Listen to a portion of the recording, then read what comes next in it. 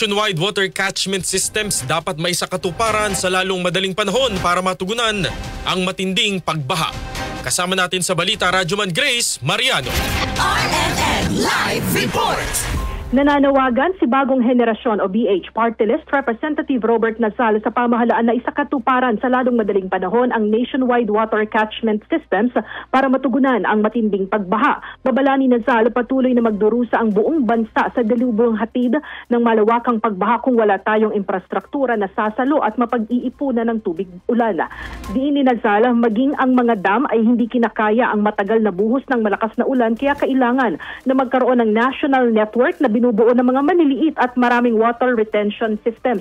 Kaugnay nito'y nauna ring inihain ni Nazal ang House Bill No. 830 o panukalang batas para naman sa construction ng farm-level water catchment system sa buong kapuluan. Kasama mo sa DCXL, RMN Manila, Radyoman Grace Mariano, Tatak RMN.